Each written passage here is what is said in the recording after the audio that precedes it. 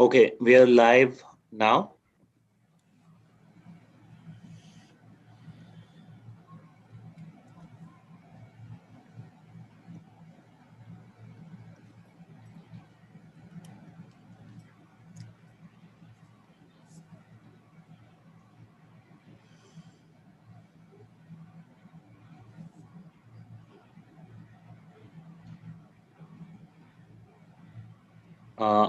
We can start off Anu and Anant. We are live. Sure. Wonderful. So Anant, would you like to go first? Sure, perfect. And hi, everyone. Can you hear me? I hope I am audible. Yes, yes. Okay, wonderful. So firstly, I think wish you everyone a very happy Diwali. I hope everyone got some time off, and I hope the pollution situation outside your home is okay. I think we're all in a strange time, but I hope everyone's safe and feeling secure.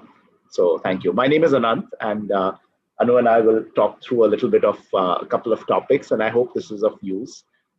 Firstly, we would love to keep it interactive, so we have structured it a little bit for a few learnings and maybe thoughts which I'll quickly share, and then Anu will share a few as well. And then, of course, there are some exciting things planned to make it more interactive, and please do ask questions, stop us any point. As I go through a few slides, again, the intent is to say this is a very engaging topic, but I think if anyone says, we know how fundraising will work out, I wish I was that person. I'm not. But there are some learnings out of what works and what does not, and I'm going to just maybe take us through a few of those, and hopefully it'll be fun. Can you see screen? I'm trying to share something. Okay, great, perfect. So I did want to, and I think I'm a little bit of a crossover candidate. I was on the dark side. I moved to the sector about between 2 to 5 years back, depending on when I was doing some work pro bono versus now full time. I think the one thing which I'd sort of emphasize, and I really believe it, and this is true for even when we were doing work in other sectors. And if there's nothing else you pick up from at least my section, please pick up this, which is it's not about saying give me money. It's not about saying, look, I'm chasing you for money. It can very easily get into that zone, but it's not. It's basically saying you're solving a problem which someone else is also keen to solve. In fact, you are helping someone solve a problem that person is keen to solve. It's not easy getting into that mindset, but getting into that mindset is almost essential to actually sustainably do fundraising. And especially in this post-COVID time, can't emphasize how critical this is. And I'll take a lens a little bit of HNIs, which is high net worth individuals. But as we hear a bit more, a lot of this may even be relevant in CSR as well as others that you'll see.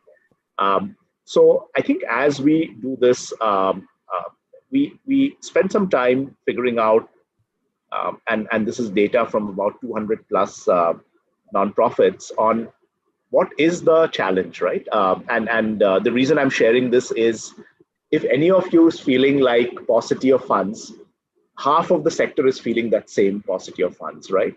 And when I say paucity of funds, I'm talking of situations, and these are, as you can see, some larger, some smaller NGOs across different sectors, education, health, others. The reason this has become something very significant is, if you were to think of two very simple ways to think about it, the vertical axis is saying that, look, I'm finding it hard to deliver impact because of COVID. We are getting really into a zone where it's hard to do the work we do.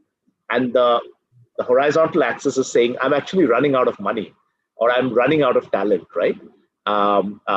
There is close to half, 40%, and maybe that 40% is optimistic. But in a group of 200 plus nonprofits, about half are in a zone, and this is a few months back, of high stress, which means there is a fight for survival, and all this is meaning to say is, if you're feeling the stress, please know that you're not alone, and this is quite common right now, and we need to find ways to solve it together. It's not something unique. It is not something which cannot be resolved. And the other good news is there are organizations which have taken a bit of a focused approach and have moved from that upper right quadrant into not the lower left quadrant, which is where fairly you're resilient, but at least into zones where the resilience is much better. So you're not alone in this stress, and there are ways and means to get a little bit more resilient. And we'll talk a little bit about that. But I think that's the key point. And this is also interesting because as we started doing the resilience toolkit, we wanted data, right? We know anecdotally, but we were quite starkly hit by the fact that this is our sector is quite fragile. It was actually quite fragile even before COVID. So if someone says that, look, COVID was the root cause, no, we were pretty hand to mouth even pre-COVID, but COVID has basically made it quite visible.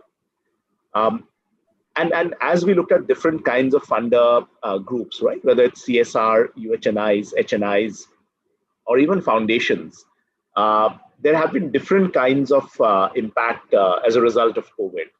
I just want to call out a couple of them which may be useful. One is, I think the reality is our corporate sector has basically shrunk profits, as you know, by close to 80%, right? So apart from maybe a few sectors like healthcare, maybe there are a few sectors like, like food delivery, online, that kind of stuff. Most sectors have actually shrunk their profits significantly. And what that basically means is CSR associated with profits has also shrunk. So I think it's not surprising that CSR has hence taken a nosedive, and a large part of the CSR has been earmarked for PM Cares. And as you know, PM Cares has done an outlay for 2 to 3 years. So, while there is going to be CSR, I think finding ways to, especially if you have a lot of money or large part of your funds flow coming from CSR, diversifying a bit outside of that is quite critical. I think on HNIs, what we are seeing is, it's interesting. We are seeing HNIs fund flows actually going up in some quarters. So people who have never wanted to participate in the sector have, I think, been jolted into a situation that they want to participate. Does it mean they will quickly give money? No. Does it mean they'll give money to one of us? No. But does it mean they are participating in the sector? Absolutely, yes. Thirdly, I think foundations are coming back in a big way. The same story would have been quite different 3 months back, but I think foundations also went into deep freeze, tried to figure out what do I do, and have started coming back. And it's interesting to see that they are coming back with very strong intent. And you might already have started picking up this. I think the only thing which is quite important is the Indian foundations are coming back slower than foreign foundations. So, on top of that, there is obviously, an important layering there. So foreign foundations are starting to come back globally, but I think India has again started becoming relevant to many of them. And pre-COVID, it was becoming much more of an Africa story. So all I'm trying to say is, while there is doom and gloom, there are some, areas where there are opportunities which are coming back, and focusing some of our attention on those might be helpful. And I'll double click a little bit on HNIs in a bit. I think this is useful, and again, we are happy to share this afterwards, but I did want to go a little detail and talk a little bit about what are some of the realities we see in these three segments. So, in terms of HNIs or individuals, they're very, very emotionally led. They need to first trust, and the trust usually comes in from a personal connection. So why this is important is it's almost always a situation that someone has put in a good word for an HNI to come in. But after having come in, they can actually become very strong ambassadors. And HNIs trust the word of other HNIs because they're already networked and linked in different groups. So, in a way, what is the opportunity? I think almost putting Google alerts on your subjects and reading the papers and thinking of what are some of the hot buttons. Secondly, I think leveraging their time and their networks. And um, I'm sure all of us have networks of HNIs, whether from board, whether from earlier, whether from someone who's volunteered. Um, Finding ways and means to tap into their time and networks is actually sometimes even more important than getting money from them. And I think this becomes very critical because, especially in times of COVID and beyond COVID, as money is shrinking, people will prioritize NGOs who they want to support. And they will not prioritize new entities. They will prioritize either entities they know or entities who someone they trust knows. I think from the corporate side, as all of you know, they're very, very brand led. There are significant reporting requirements, etc. Their decision making can be hierarchical. There are some exceptions, of course. So I think one important thing to just consider is, given there has been a shrinkage, it's quite important to know whether that money is going to come or not. And large parts of corporate CSR has been earmarked for COVID recovery. So if you're in a zone where the cause directly ties to COVID, and I was chatting separately with someone who's working in sanitation, right? And there are PPE kit initiatives where they're raising as a group 25 to 50 crores on it can become quite risky. There are large corporates who have actually gone in for that cause and diverted whatever funding they had to this cause. So they are very brand led, which means they will care about what the brand needs to be seen doing. And that's why it's important to very early on think of whether this is worth investing. And if you're in that COVID zone or something you can do with COVID, this might become important. At the same time, there might be a huge amount of time spent in chasing opportunities which never materialize if you are not in that kind of a zone. So useful to think about that. And lastly, I think foundations have, rather than looking at what we do and pitching, I think it's easier to think of what is their strategy and thinking of how to make a connect, because they have taken 3 to 5 years making a strategy, and in a way they are accountable to delivering on that strategy. So finding a way to make a connect there is useful. And again, there is a way to think of what are some of the opportunities coming up, especially for the newer foundations entering India. Those are the ones to focus on, because foundations which are well established in India, as you can guess, already have partners who are been there for a long time. So just to leave you some thoughts, and of course then I'll hand over to Anu. There are some things which, what is it that we can do if we are an NGO and we are looking for? So let's flip the question. So if I'm a foundation, I'm looking for NGOs to fund, I think clarity on the mission, vision, the problem, and being very, very clear on what is the 3 to 5 year strategy is a non-negotiable. Without that, I think one doesn't even cross the first hurdle. I think metrics which can prove that this was money well spent becomes very critical. So being quite clear that if there was a pot of money to spend, your NGO is the place to have the most efficient use of that money. So having strong metrics, dashboards is quite important. And lastly, almost all of them are keen to build a longer term relationship rather than one-time investment. So be prepared for the long haul if you're thinking of certain foundations. Having said that, if you are able to get there, it offers an opportunity to have a situation where you don't have to fundraise every single quarter, half year, and year, because it's then quite important for the foundation to also make the NGO successful.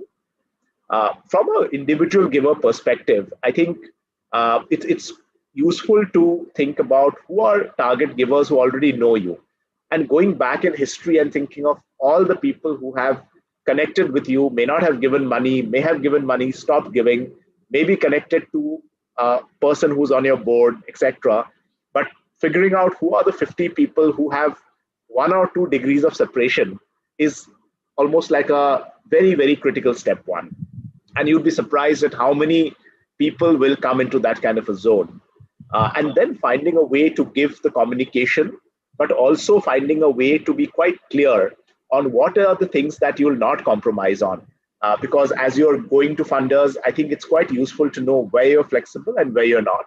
But again, as you think of HNIs, as you think of foundations, keeping a few of these in mind. And as we have the latter discussion, happy to answer questions, but also happy to discuss what are some of the challenges which come in the way of making some of this happen.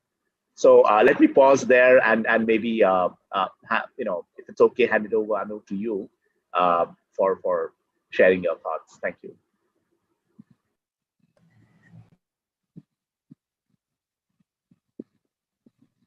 Anu, you will need to unmute yourself. Sorry, my bad. Thank you, Anant, and for all the participants that are that have questions for Anant's presentation. We will have some time at the toward the end of the session for questions from all of you. So maybe you could put it in the chat box, and Nikita and Pratyush can sort of synthesize it for us. Is that okay? So let's start with ILSS. So of course, Anant's wonderful presentation, and there will be some overlaps because, a lot of what you said is so sort of vital to essentially understanding fundraising. However, this is our presentation, and I'll start by just the agenda for my session is really, I'll talk really briefly about ILSS. Dasra needed no introduction. ILSS may need one. And so I'll spend like a minute on ILSS, and then I'll just talk about 3 important fundamentals that we believe are really important for being a good fundraiser and to have a good fundraising strategy. They are research. You can't do enough research, and we'll share some best practices. Of course, to build resilience, how do you diversify your portfolio? And we have some thoughts on that.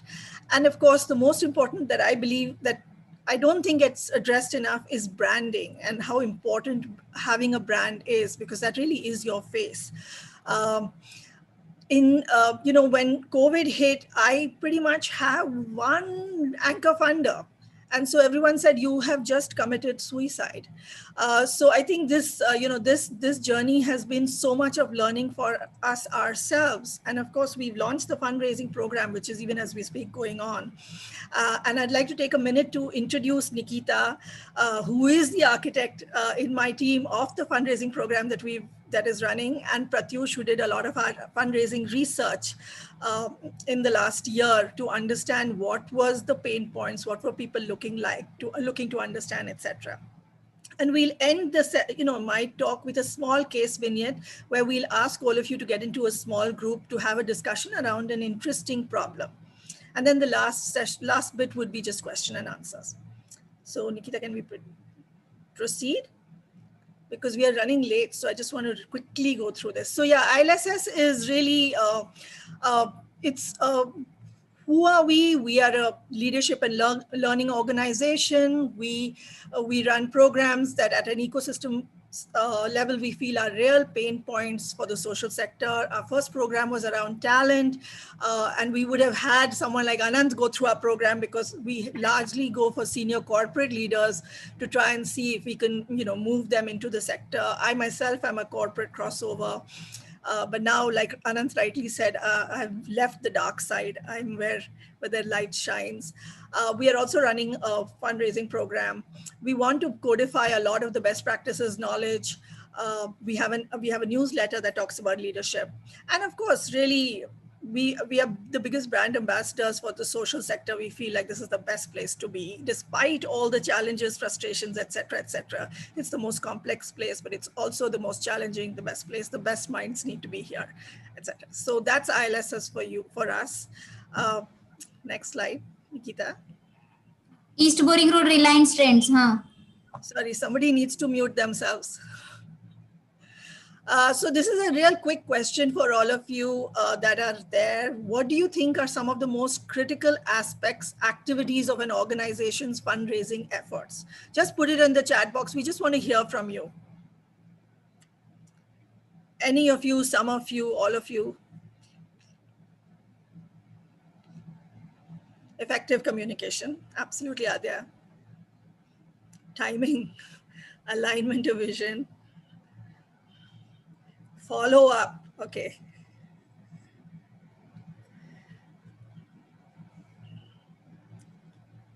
Okay, I think that's a vision statement, a good fundraising team, absolutely, diverse options. So, you know, when we decided that we wanted to do sharing, so I'm just going to carry on, but thank you for putting this in the chat box. When we realized that fundraising was something we wanted to really build a program around, effective strategic fundraising, we actually went out and did a lot of research. And Pratyush here was the architect of all that research. And yes, exactly, some of the things that came back to us when we spoke to more than 70, I think we spoke to more than 100 people. But in any case, what came out was this whole communication. How do you tell an effective story? How do you build a pitch? How do you convey a complex problem in a simple manner? How do you write? What are these networks? Everyone talks about being a part of the network. How the hell am I? I'm an NGO. I'm committed to doing work on the ground. Where the hell am I going to find these networks? Of course, the uncertainty of CSR funding, finding talent that can do fundraising. Fundraising is not something most people want to do. And I must confess, I come from Ashoka University, where we went from, which is hosting us today. I saw the way the university pivoted. It's crowdfunded. It's a miracle story. It's only 6 years old, but you know, it's really managed to raise a lot of funds. I think all of us were fundraisers at Ashoka. My previous role was at Ashoka, and you know, so I knew the importance of this function, but I also knew that it's extremely challenging. So it was good to sort of talk to people across the sector and understand some of the pain points that came through. Power dynamics, you know, also how do you get unrestricted funding, etc. So Nikita, next slide. So yeah, so based on that, like I said, we've obviously done we've got a 6-month-long program going, but we've just culled out some insights that we think are important to sort of underline and sort of sort of share. The first is research. Research is really key. Okay, so this is a question for all of you again. What kind of research should fundraisers do before pitching for funds? And then we'll give you what our insights are. Anyone? Let me see this chat box. Okay, I'm not getting any answers here. Reports on donations, alignment of your NGO's goals, visions, missions with funders, understanding the potential donors past.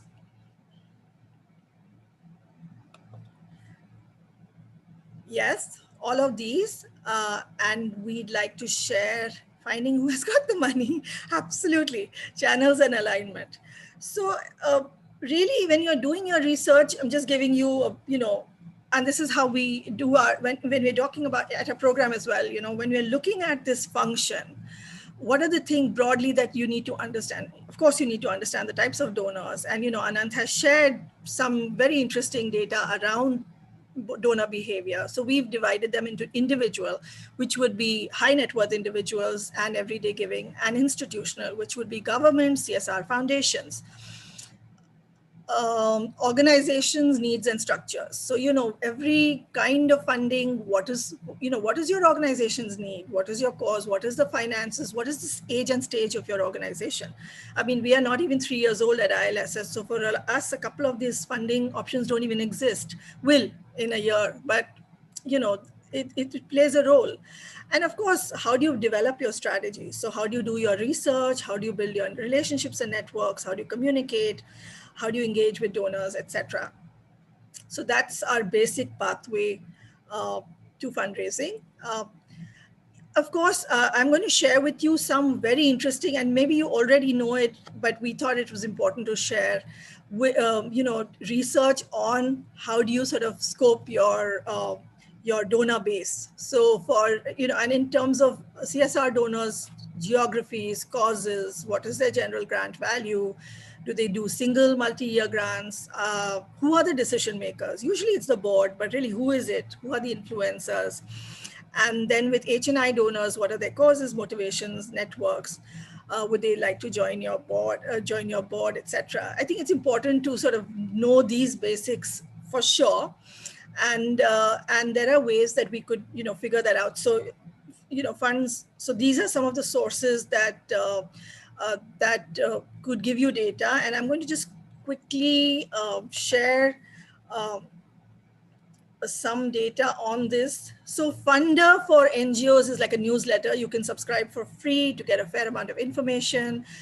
Tamaku has information on various things, including Indian and international funding opportunities. You can subscribe for WhatsApp alerts through the website. Grant.gov is set up by the US government, but funds nonprofits around the world. Educate Girls was able to get a grant through this channel. But these are large grants, so may not be applicable to very small organizations. Google Alert can also get a timely reminder for grants you want to target. So don't miss them. And then I really want to come. So we had a wonderful session with the team at leadership team at Satwa last week, and we were blown away by the work they've done at India Data Insights. So this is really a shout out to all of you to go on their platform. They've done a phenomenal job. They have a wealth of data available. And you get all sorts. You can dice and slice a lot of donor information through this through this platform that they've built. For example, let me explain to you. You can see that they've, this is just a screenshot from one of their donors. So this is sliced according to where, firstly, the amounts they gave, then the geographies, year on year, what are the areas they're interested in. So rural development, poverty eradication, even art and art culture, etc. So it's very interesting and it's very hugely it's good to know that this sort of data exists. This can really help you to, find potential donors. Of course, the second point that we want to quickly talk about is resilience, and Anant again touched upon it, so I'll be really quick about this. There is, you're looking for the perfect donor. COVID has, like Anant shared, it's been a sort of a wake-up call for all of us. We need to really build our resilience, or you could really be staring at something quite frightening. So what are we looking for? We're looking for patience, flexibility, autonomy. How, you're not going to find them all in one dream donor. I mean, you could, I'm sure, but we would suggest is diversify based on your needs and strengths for protection in difficult times. The funds are there. Find the right ones for you. So we truly believe there is funds for everyone and more in the sector. It's just a question of locating them, finding them. Yeah, and this was something actually Ingrid did when we had a fundraising conference earlier this year. She actually mapped out the donor streams and she mapped out, your dream sort of values. So what would be your dream? And I'm not going to, suggest what works where. You could have an HNI who's not patient, or you could have an HNI who is, and that's something for you to look at. But it's good to sort of have this. We find it so useful. And that's why we wanted to share it with all of you. And this, we'll share the deck with you if anyone's interested.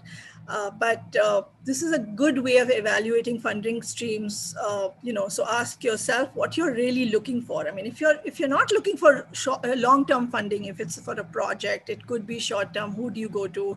Patient, of course. If you're not looking at this stage in a time to build an institution, what does that mean? Who's going to fund you for? What's the most costly funding? What's not so costly? Who funds for scale, etc. So it's a very interesting template that we think all of us can use when we are evaluating our portfolio. Okay, this is a question for all of you. Which donor type do you think tends to be invested for the longer term? Is it the government?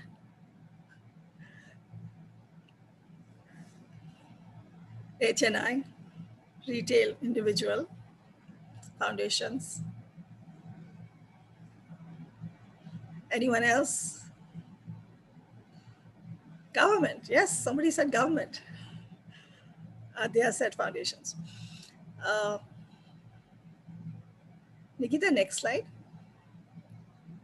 And another question. Which donor type do you think is the most trusting and offers maximum autonomy to the organization? This is no trick question. We don't know. We want to know your views. Retail, corporate, foundations. Great. Yes, retail giving. Retail, we've put this slide in because we think it's important to think about retail as an option for a fund, for funds. Of course, there's a lot of data out there that talks about, how retail has responded to the crisis. And so this was, we've put this slide more because we think it's one of the most unexplored sources of funding. It's a good time to look at the opportunity and deliver, look at a structure to harness it.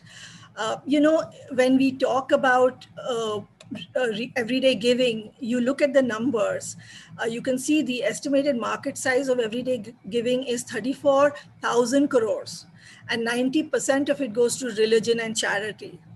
And only about 3.5 thousand crores goes to SPOs. So it's a huge opportunity. And in fact, in this, I wanted to share some trivia around, Tirupati. So it's a religious, trust. And during COVID, there was an article saying that Tirupati has lost, because of no traffic to the temple, 200 crores per month due to closure. But it's okay because they have 12,000 crores in fixed deposits and they have a total revenue of 3,300 crores, just with cash being just 1,350 crores. So it's, you can see the numbers in terms of everyday giving. There is a potential for all of us to tap into this and to think about this. Nikita, just 1 second. We just quickly go back to the last slide because I think there was, you can just see the percentage of everyday giving by country. If you look at India, it's at 6%, but USA is at 61%. So this is definitely a place that people should look at more carefully. Branding. Branding is really, I think, so critical and maybe not, I don't mean to say, it's not given enough. I don't want to assume that, but I want to just underline that I think building a brand is something we need to do. It's completely, it's totally an overlooked area, and it's your face.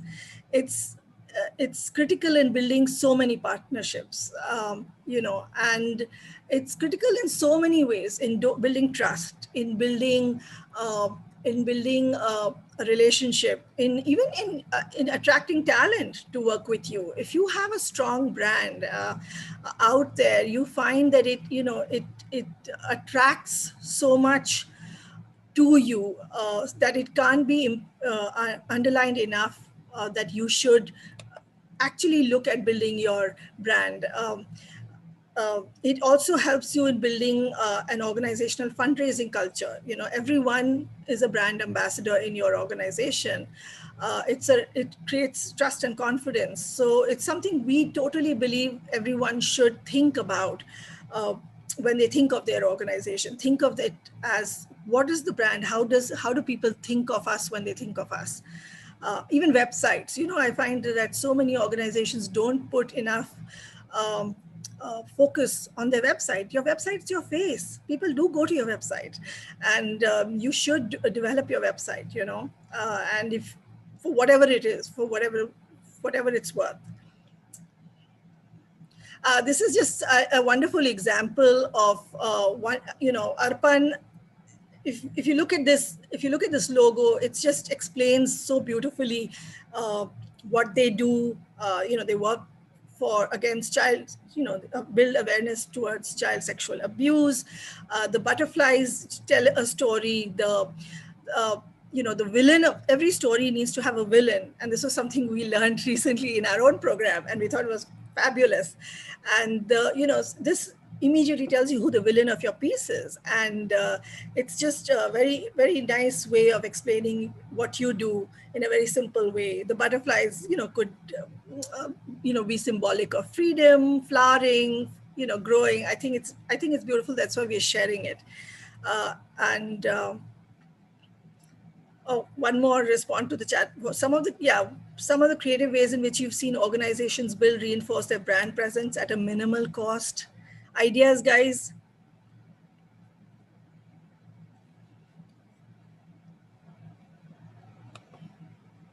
Podcasts. Okay, anybody else? Volunteering, small bites. Volunteers is a wonderful idea. Facebook viral posts. There's a very good book called Contagious that I'm just reading of late, which talks about how things go viral. I would say everyone should read that. Influencers, yes, of course.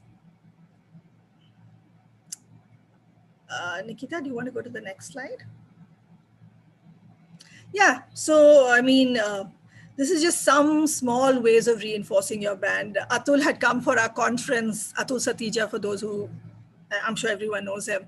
And he was wearing a Give India jacket and he was wearing a nudge t-shirt. I mean, when he was speaking, you could see that.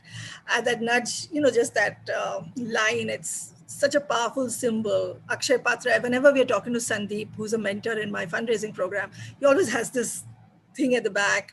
Teach for India. I mean, just their signature is so powerful. These are small ways of just reinforcing your brand.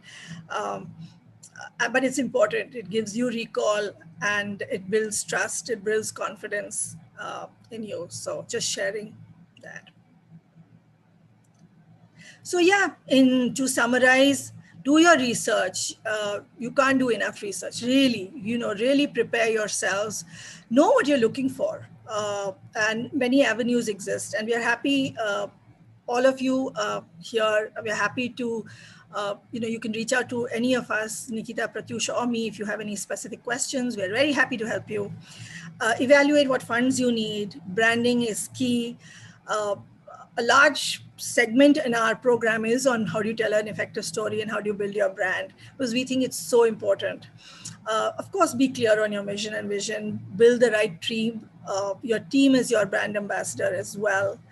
And also, yeah, some don't. I mean, build a relationship, build a network. Don't make an ask. Don't make it transactional. Sometimes a relationship can pay off after years, but keep that relationship, keep communicating, and I'm an optimist. I can see. Like I said, I've come from Ashoka University. I've seen that they are now from 0 to 1,500 crores or more, I don't know, 2,000 crores in 6, 7 years, 8 years. I think there is money in the sector. The idea is to harness our skills so that we can grow this pie and reach out to more and more people and encourage more and more people to give by learning how to ask. So yeah, so that's our mantra at our fundraising program. If you don't, in fact, it's our mantra in life. If you don't ask, the answer is no. So always ask. And yeah, we'll quickly go into the caselet. So Nikita, can I hand this over to you now?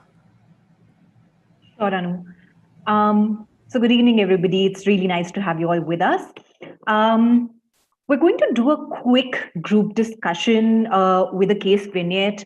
The intent was just that sometimes a lot around fundraising can feel either nebulous or quite basic. And we've all, as a group, we have a wealth of knowledge and wisdom around raise funds effectively. So really, this is meant for us to briefly wear the fundraiser hat and see how we might respond to a crisis situation. And in fact, the case that we have here is something that all of us in the sector experienced this year. So I'm sure there's a lot of unique things that people did. What we have here for context is an organization that works largely with parents through the school management committees of government schools to increase parental participation so that children can learn and develop better. And since the start of the pandemic, with the schools closing, of course, and without access to their core ecosystem, they pivoted to working towards COVID relief for the communities. So whatever they had in their budget, which was already utilized by the time the pandemic hit, had been raised essentially for their core programs, and the funds for next year are yet to be raised. So the discussion questions we request for you to take up are, what are the factors, the risks, opportunities, what are the things the organization would have needed to consider while deciding to pivot away from the core programs? And what should they do to raise the requisite funds for ongoing COVID relief work, as well as their core programs for the next year? So what we're going to do is we'll put you into groups in breakout rooms, and Pratyush on the chat is sharing a link which has Google Slides. So when you click on that link, this is the kind of slide you'll see, right? So if you're group one, go to the slide for group one, assign one person who will write the group's thoughts and discussions onto this slide. I really recommend that only one person writes it because tech can sometimes crash. You will have 20 minutes for this quick discussion in your groups, and post that we'll come and synthesize it in the large group together. I hope that works. If there's any clarification anybody needs, you can ask us. Gautam, could you enable the breakout rooms? Yes.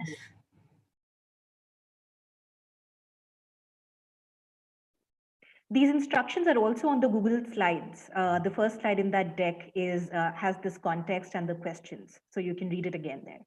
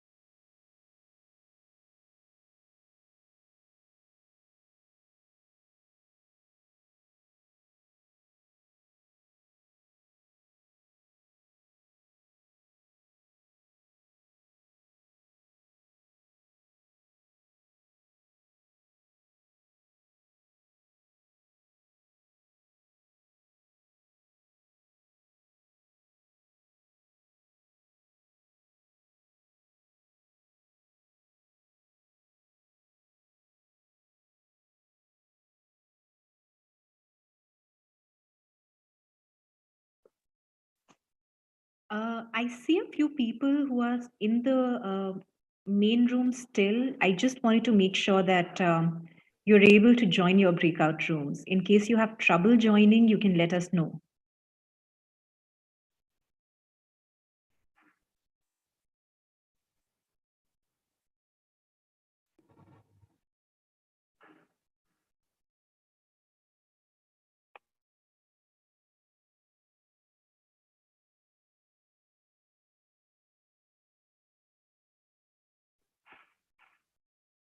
Just checking. Arzu, Namita, Miral, are you able to join your groups?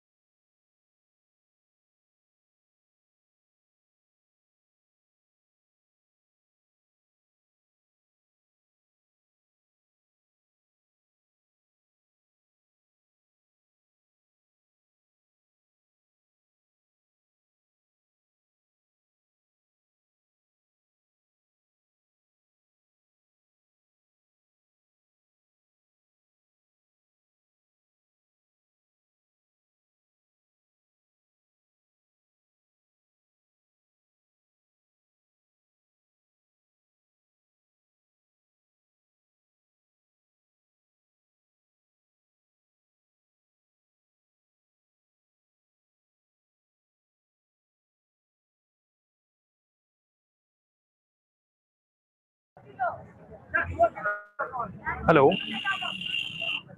Yes, Shoaib. Yes, yes. Were you not assigned to a breakout room? Hello. Could you join a breakout room, Shoaib? Yes, but now this time I'm on the road, so there is disturbance nearby. Okay. Hello. Why don't I assign you to a breakout room and you can join the discussion, at least hear the discussion. Is that fine, Shoaib? Okay, yeah, it's fine. Yeah.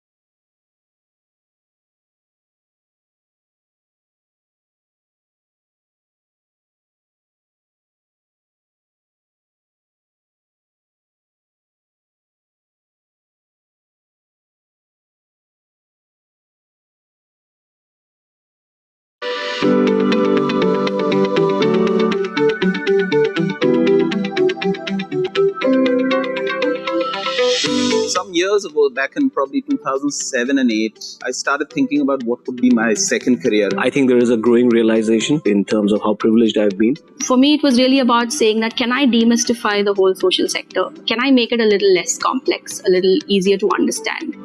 There's been a lot of people that we met that are looking to figure out how to work in the social sector, how to contribute as citizens, how to involve themselves with the social issues they see around them. ILSS has been designed as a bridge between senior corporate talent to repurpose their work. And of course the social sector, which is always it's growing. There's always need to get the best, more talent, the best talent to come into the sector. We're giving you a lens, through which you can look at some of the problems.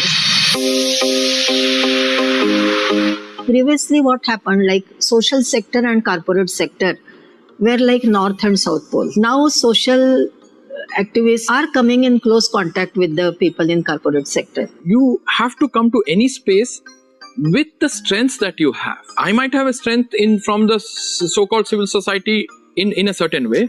Corporate in a certain way has come up with, I know how to look at technology in a different manner. And the end community guys I know how to influence the community members to work together. Everybody's a partner because the problem is also mine as well as yours. I had a tunnel vision of what the development sector was because possibly my association was with a very limited sector. But what ILSS has done is opened up that perspective and made me feel empowered, made me feel excited, made me feel as though I could go beyond this, contribute in a much larger way. Been through the program, I realized that it's not about a single individual trying to solve an issue. It's about someone taking the first step and having the humility to realize that it cannot be done by one single entity. Diversity of experiences that the participants are being exposed to, the diversity of context, rural, urban, human rights of children to fundraising, the diversity of just stories that are coming in, right, from young people to very, very senior entrepreneurs like Dr. Baum. I think all of that is in a way of provocation. You're kind of scraping, almost digging in slowly into a more humane emotion. You're taking them from the head to the heart. And that journey is a very powerful journey for anyone coming into the sector. I think the common theme that's come across from all the sessions is an outstandingly different perspective of leadership and personal values. And one cannot but be inspired by that. And if that experience and that absorption doesn't change me for the good a little bit, in some different ways, then I guess in my own eyes, I'm not half the man that I am. The group which is coming for training, everybody has got a different experience and different strength. This can become a very good fraternity. Many times the people who are not working in the social sector, they think that these are foolish people. How is it going to impact? And the problems are so big and nation is so big and all that. So sometimes we feel a bit lonely or alienated. So this sort of fraternity is very important. Apart from the tools and frameworks and the systems thinking and setup, I think the one thing that I value the most from this program is it gave me the opportunity to build lifelong relationships with people who are all bound together with this common interest of doing good. So we are really, really connected.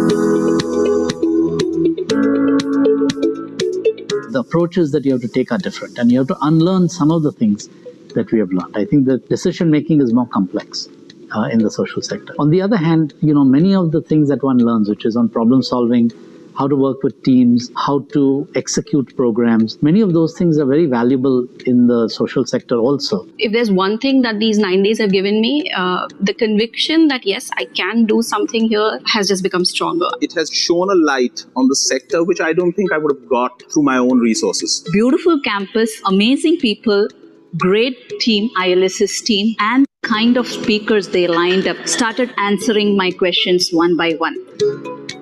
So 3 hashtags that I'm going to use to describe this program and what it's done, not just to me, but for my cohort that I'm be talking to them. Number 1 is life transforming. Number 2, it's a brain Botox. And the third thing is that there is a kind of a youthful exuberance amongst all of us.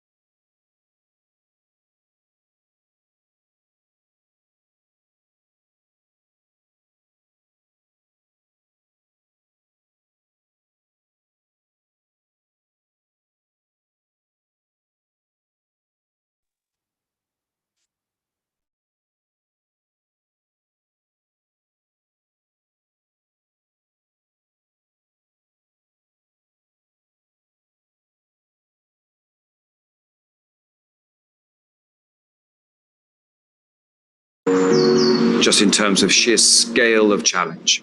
We're talking about 400 million young people in the next 10 years who will be under or unemployed. When I started, I just knew the impact that I wanted to create, but I really had to learn everything from scratch. I had no contacts in the sector, and of course I understood even little less about health and nutrition. I realized that more impactful philanthropy would not come out of just money. When we started, the issue of fecal sludge was not even talked about.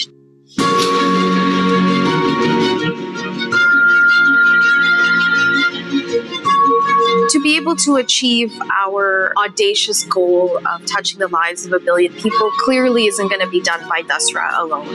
And that's really why we've situated ourselves in a place that requires us to work with others, to invite others to be part of this journey. So I think our origins were very home-based. We would all cook together and eat together and work together. Dasra's contribution equally has been to provide high-quality talent to the sector. What is very nice to see is that this talent is not just people from the social sector, but they are people from the private sector as well, people from educational institutions. 20 years ago, there were 2 of us, and now, if you see this space, we're about 110 people all together in one place. We've moved into multiple offices, and as we did so, we were very keen in having other NGOs, other partners, other funders even sit with us to share office space with us. We literally had a garage, we cut it in half, put a floor on it, and Magic Bus was downstairs, and Dasra upstairs. When we started working with these NGO leaders, we realized while they were phenomenal in terms of understanding the community and creating interventions that made impact on the ground, what they didn't necessarily have support in is developing themselves, looking at management teams, looking at structures, thinking about creating impact at scale. And that's where we realized that's where our core talent could actually come in to make a difference. And so Dasra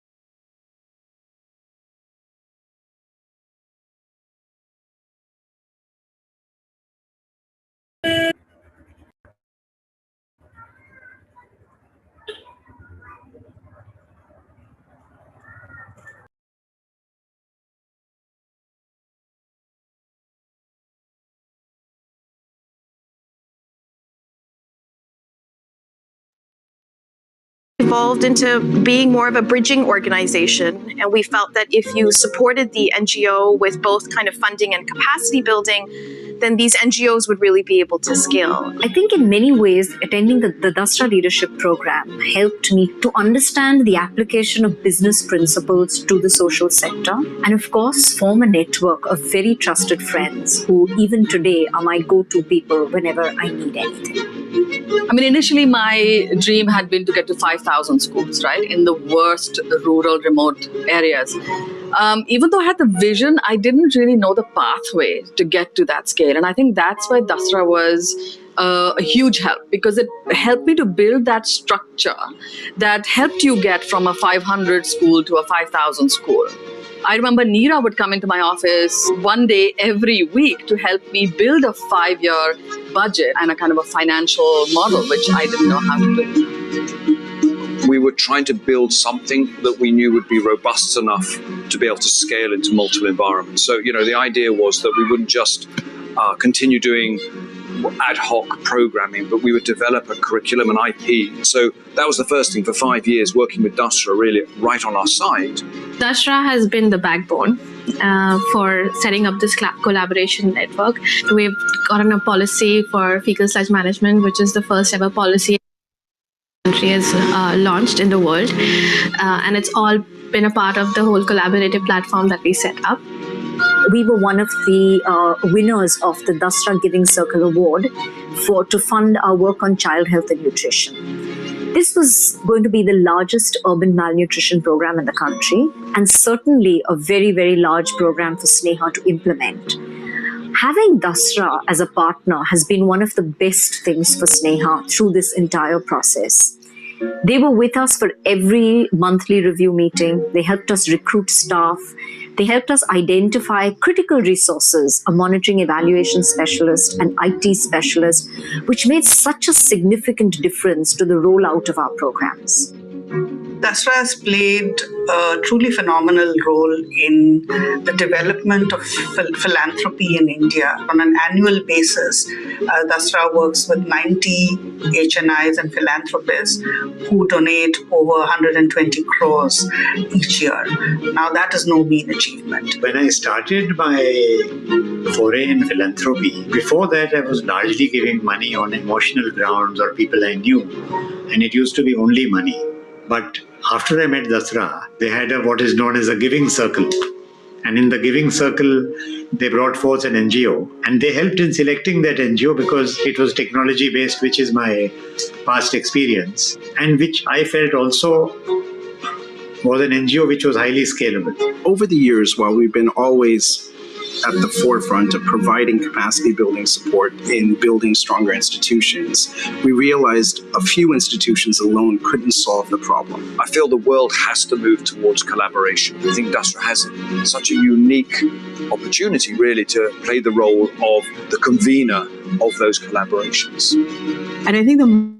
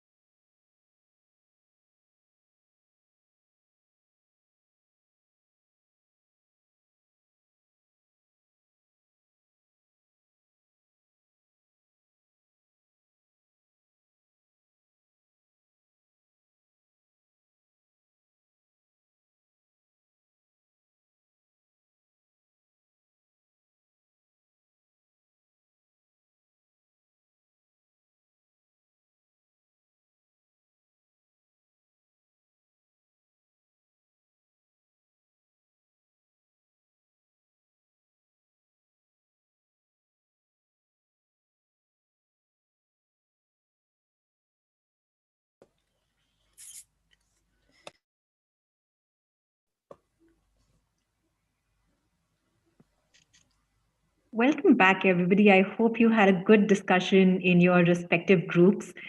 We were also keeping track of your discussions a little bit through the Google Slides. So what I'll do is just to quickly see the thoughts that came up, I'm going to share and read through some of the highlights that came up in the group discussions. So here we, a few of the things that are common, I would say, across groups is the very important question of what is the ground reality and how have donor priorities shifted, right? So that has to be the starting point of understanding not just what our stakeholders need, but also how are our donors thinking. And therein the communication really is key, right? And fact is that while there are always, there's a dynamic between donors and organizations, often feels a little overwhelming, but they are your partners in this journey. So that communication really is important, and hence prioritizing what your work would look like.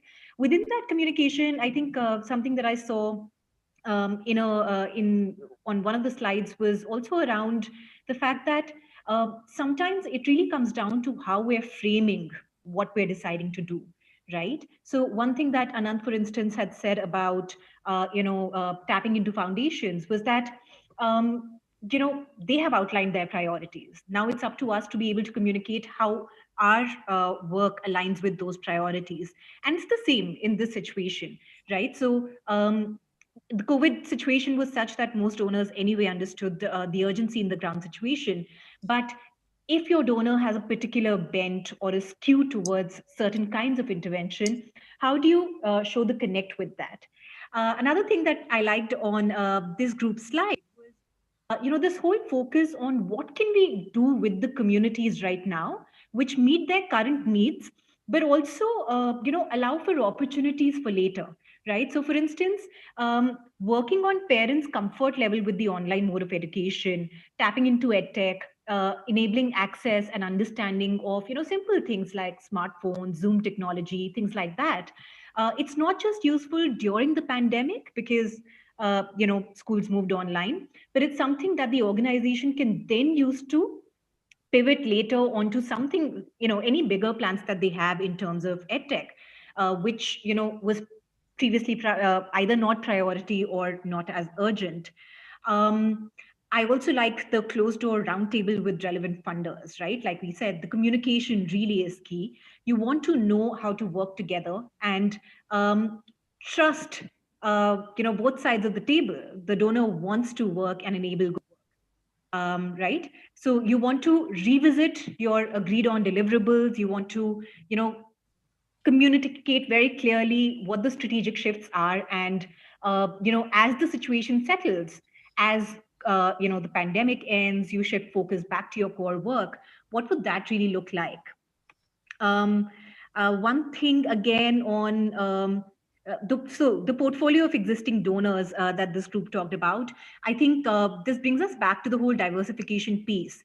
COVID definitely was a situation where many organizations found that the rug had been pulled from under their feet. And that was when many organizations, in fact, tapped into smaller ticket retail channels. And a lot of HNIs also stepped forward to almost provide what you could call bridge funding for that time, smaller grants that could help tide over the time. And here's where, one needs to start looking at diversification more seriously so that all your eggs are not in one basket. Forward as well, you have a certain degree of resilience in your approach to fundraising. And the last thing that I wanted to highlight, I think here is about, the networks. So your networks are not just your existing donors or people new, but really look at people on your boards, people who've donated in the past, maybe in a smaller way. Reach out to them, not just for funds, but really to tap into their connects. Again, just reiterating what Anant had said, all these HNIs are also connected in different ways, right? And if they have faith in your work, then they will enable those networks, tap into those networks to support your work to the extent possible. And one thing that I'm missing where it was, but yeah, creating collaborations to create a pool of expertise. This, I think, is one very important point because a lot of the larger grants, even without the pandemic, are focusing on a collaborative model. Right, they are more willing to fund initiatives that are more comprehensive, take care of different aspects of a community's needs. There is a shifting focus. There has been a growing focus on funding for systemic change. So creating collaborations ensures that you have different players in those collaborations and collectives that have, different areas of work, different expertise. And also, hopefully, all these organizations have their different streams and resources that, the network can again try and tap into in a more significant way.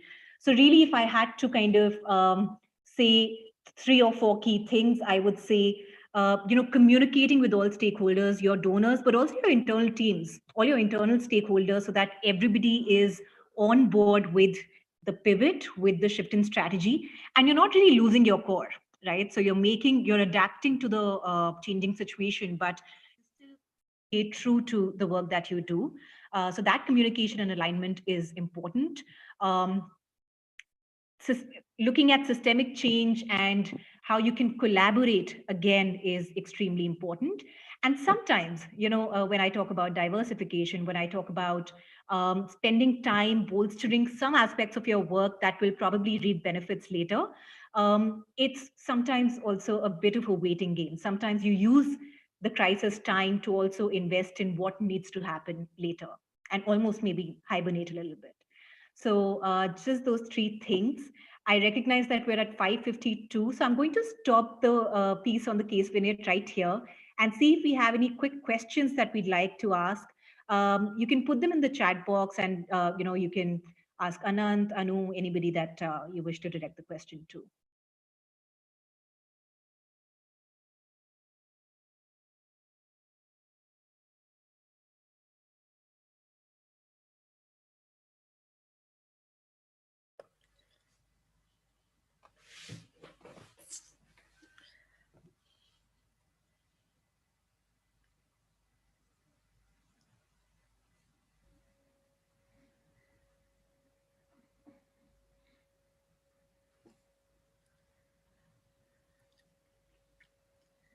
I think this would be a good question for Anant.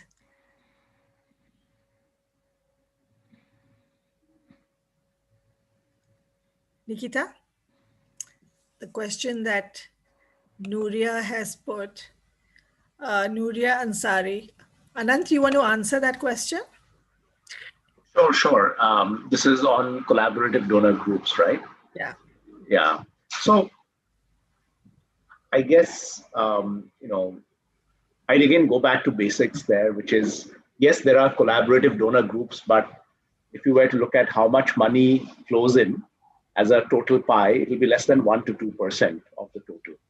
So I think the reality is taking a step back to say, how can we first individually raise money for our NGO might actually turn out to be far easier, because collaborative funds actually have an even higher degree, a higher hurdle rate to cross in terms of coming together, aligning priorities, making sure those are, and there are two kinds of funds. One is large prizes, so co-impact others. I think if you're able to apply for those and win those, then you've already crossed the threshold of the first 7-8 years, right, of the journey. But if you're in the very early stages, I guess it might be quite useful to say, who are the 5 donors who are willing to bet on you? And going back to actually those donors, and again, who wants to solve the same problem that you're solving? How do we convince them that you are the best vehicle to solving that problem? How can they go and speak on your behalf to others? And expanding that network might be useful. And of course, in step 2 of the journey, collaborative funds and largely the big prizes become quite key. But I think it'll be useful to take a step back to say, are we ready for those? And of course, what is the degree of resilience we already have? And the reason I say that is the hurdle rates are also higher. And sometimes there is obviously a lot of conversation around collaborative funds. But if you go back to brass tacks and map out how much money flows collaborative funds versus direct funds going to NGOs, it's usually like not even 80-20, it's maybe a 90-10 kind of situation. Thank you.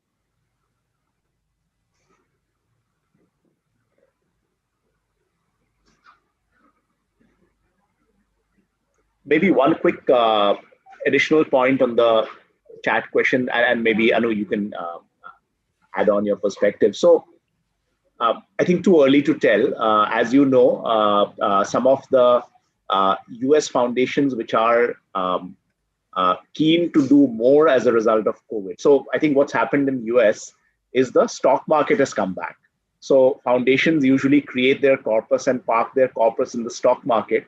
And when the stock market came, so it went down and it came up. So because the stock market has come back, the foundation corpuses are back, which means foundations, especially the ones who have been new to India, are actually looking quite closely. So I would divide foundations, especially the global foundations, into 2 types. The ones who have been in India forever, so Gates, USAID, Ford. So they have their established networks and they're working with them. And if they had to take a bet, more likely than not, they will take a bet on the partners they have already been working on for many years. But there are newer foundations who are very active, globally, but are new to India, and they are actively now, doing more and expanding their networks. So it might be useful in the research phase to think a little bit on which those are. And again, I think these are public knowledge, but then think of which are the ones whose strategies already align to what you're doing. And examples like LGBTVP or others or Womanity are great examples to start cultivating the relationship, because it's a two-way street, which is while you are looking for them, they are also looking for NGOs to work with and develop as the long-term partners. But Anu, please, love your perspective. So it's thanks, Anant. It's interesting that you're sharing this, and this is a good question. I asked this question from Deval when I was interviewing him for my fundraising program. And, he and of course, he gave me he shared similar, thoughts as you, but he kept coming back to one thing, which is there is enough and more in India. Especially with FCRA and all that's happening in that area. I think I would say look at growing the pie in India. We haven't even begun to ask enough people here or develop enough effective strategies for reaching more people in India. So I'm just going to go off in a tangent and say, yes, what Anant shared is important. And in fact, I was going to ask you for some names because, it would be always helpful to hear of any intelligence on some international foundations that are looking more at India today than before. But to the audience here, I would say just look at growing let's look at focusing. There's enough and more within India to be tapped into. We don't ask enough. And that's the truth. We don't like asking, and we don't ask enough. And we need to ask, because what we do, people can't do. So if they're funding us, it's because it's the commons, it's to everyone's benefit. So I think I would just say, really focus on India, look at how we can grow the philanthropic pie here. I don't think it's as big as it ought to be. So that's my answer to this. And I totally agreed with Deval, because he said that to me almost in exasperation, Anant. Because 2-3 times I said, okay, Deval, give me more names, give me names of new foundations. And he said, Anu, I'll give it to you, and that's fine. But concentrate on India. There is so much to be done here that isn't being done. And I thought that was absolutely on point. Just one question. I think this is from Brinta on community-based organizations. So the way I think about it is, if this point of time community-based organizations aren't able to raise funds, then there is a significant challenge, right? Because there is a massive upswell of support for CBOs, which is significantly more than ever before. So I'd almost say this is the time. The iron is hot. Go and speak about what you do. If there was ever a time community-based and I know quite a few who have raised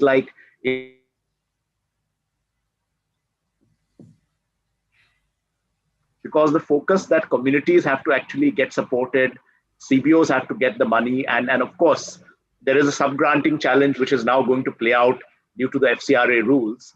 But I think nothing stops us from, like Anu said, raising money from Indian donors, from Indian foundations. But there is a natural, almost like a tailwind right now. So if you haven't already gone out there and done 20 conversations with funders or with your webinars, etc., talking about the work you're doing with communities, please do so now. This is the time. There is a very natural tendency. In fact, what's happening as we look at the market is money has shifted dramatically from non-community-based NGOs to community-based NGOs. So if you are part of a community-based NGO working deeply there, you're actually very fortunate at this time. Thank you. I think, Anant, we are out of time. And so I think I'm going to, Soumya, can I just, do you want to sort of take it from here? Yeah, sure. Thanks. Thanks, Anant, for that very enlightening session. So for all the participants, I've shared the links for our 6 p.m. session, which are the lightning talks by 3 of NGO participants, and followed by a keynote. Request all of you to please log in to the Zoom and YouTube link. Thanks a lot for attending. Thank you, Anant. Thank you, Anu. Thanks, Nikita, Pratyush. Thank you. Thank you. Bye-bye. Bye. Thank you.